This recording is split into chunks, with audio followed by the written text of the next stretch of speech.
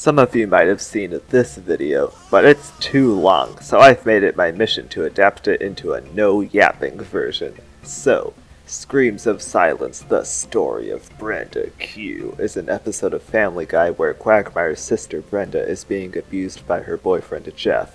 However, problem 1. The tone. So the very start of the episode is established as having the usual silly tone you'd expect from Family Guy, but then there's a bait and switch. Peter and Joe find Quagmire in a coma after he simulated autoerotic asphyxiation, which prompts Brenda and Jeff to visit him in the hospital and stay with him in his house for a few days while he recovers. However, I actually skipped a step. Right after they find out Quagmire is still alive, Peter's all like, "No, let's finish watching this clown porn first," and it cuts to the clown porn on Quagmire's TV. The tone in this episode is more inconsistent than my upload schedule. A dramatic scene will be abruptly followed up with a comedic one, then abruptly more serious drama, then another joke, then drama, then comedy, on and on and on. They clearly can't handle balancing these tones, so it makes you wish they would just stick with one.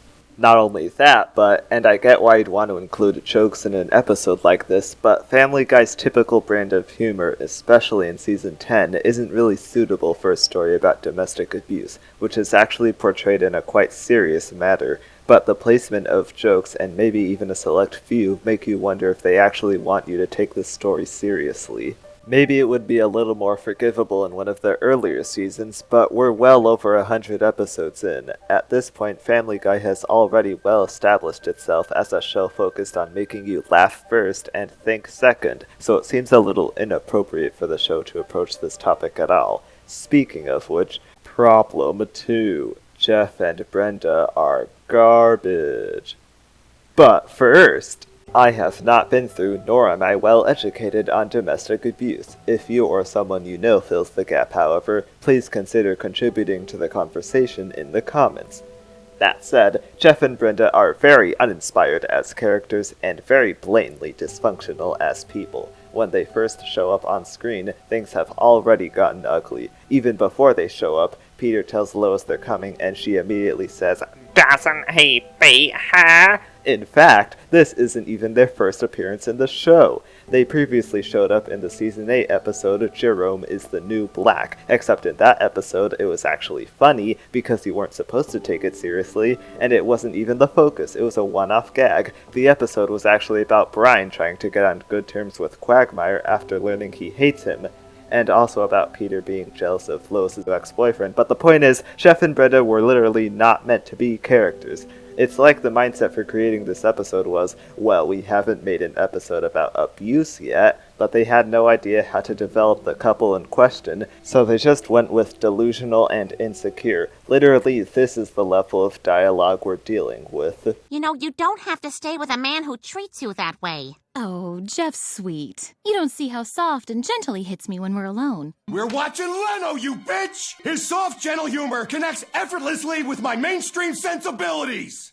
And there's something I want to mention about this moment in particular. This is supposed to be Joe and Peter's wake-up call to help Quagmire's sudden plan to, spoiler by the way, murder Jeff. But there's no weight to this moment, because although this is the first time we and the characters get to actually see Jeff beating Brenda, we already know and expect Jeff would do this. They're literally just pretending there was build-up. It doesn't matter how much they want to imply the assault beforehand, if that was even intentional. Jeff doesn't even try to hide the fact that he is an abuser either. That's not something a real person would do, but apparently he didn't finish high school, so I guess I'm not too surprised that he would act blatantly malicious around anyone, just like how Quagmire is conveniently not Quagmire in this episode. Speaking of which, problem 3, Quagmire. So for those of you who haven't seen Family Guy, Glenn Quagmire is Peter's next-door neighbor who likes sex. Like, really likes sex. He's a little cuckoo for coochie. And because his sex drive is such a fundamental part of who he is, that makes him quite possibly the worst character to fill the role he's been placed in. But because you can't exactly have a pervert be the guy feeling uncomfortable with an abusive relationship, Quagmire is just conveniently more respectable this time. except not even really, because again, the episode opens with one of his usual kinky escapades, so since his introduction in the episode has him being a freakmeyer, doesn't it seem like a bad idea to make him the third wheel in Jeff and Brenda's relationship? Actually, no. Doesn't it seem like a bad idea to have him be the one to give a speech about respecting women? I swear, the first time I saw this episode and got to this scene, I was all like, why is he saying this? Isn't he the guy whose entire identity revolves around sex? I feel like this could have worked if it was about Quagmire realizing that he and Jeff aren't really that different and trying to clean up his act so they don't become exactly the same.